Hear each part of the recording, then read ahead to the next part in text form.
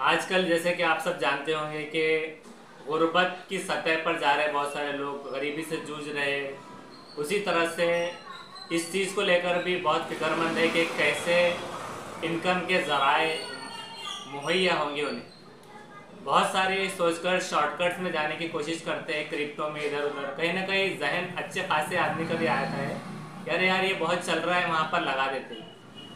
तो आखिर में ऐसा हो जाता है कि वहाँ से नाउम्मीद लौटना पड़ता है।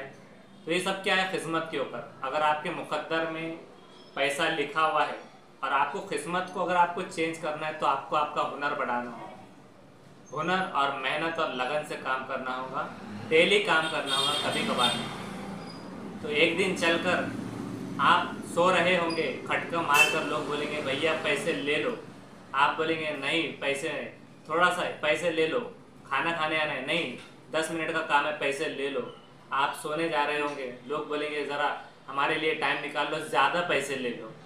ये कौन सी चीज़, हुनर की बात। आप डॉक्टर है, आप कोई माहिर है, आपकी महारत ऐसी है कि किसी के पास नहीं। लोग कहेंगे कि भाई आप ये काम कर दो, जितने चाहे पैसे ले लो। ये आपकी क्वालिटी और हुनर के हिसाब से है। आपको किस पर काम करना है, पैसों के पीछे नहीं।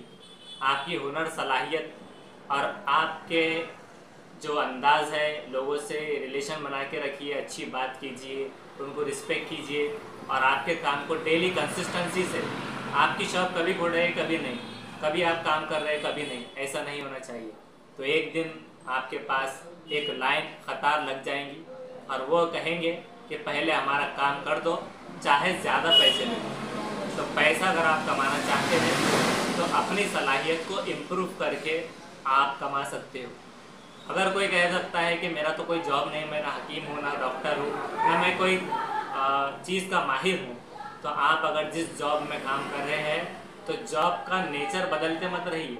आपका जो एजुकेशन है उसके हिसाब से आप जॉब कर रहे हैं तो ठीक है, नहीं भी कर रहे हैं, जहाँ पर कर रहे हैं वहाँ की एक्सपीरियंस सर्टिफिकेट जमा कीजिए, ताकि आने वाले वक्तों में आप उस एक्सपीरियंस पर अप्लाई करते रहिए। उसकी बेस पर तो आपको सैलरीज ज़्यादा होते रहेंगी एक्सपीरियंस की बिना पर, और आपको मल्टीपल एक्सपीरियंस होने पर या फिर इनकम का सोर्स वहाँ से बढ़ेगा जॉब से।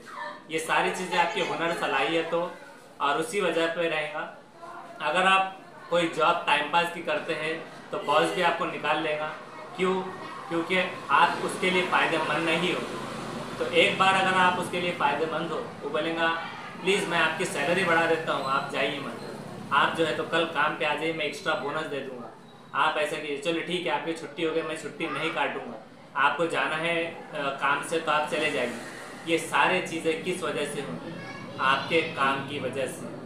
लोग आप पे ट्रस्ट और भरोसा क्यों करेंगे, आपकी कदर क्यों करेंगे, आपकी रिस्पेक्ट क्यों करेंगे? आपका काम और आपका नाम काम बोलना चाहिए। किसी के सिर्फ पुल बांधने से, तारीफ़ों के कोई महान नहीं होता, ना ही किसी को जलील करते फिरने से कोई गिर जाता है और डाउन हो जाता है।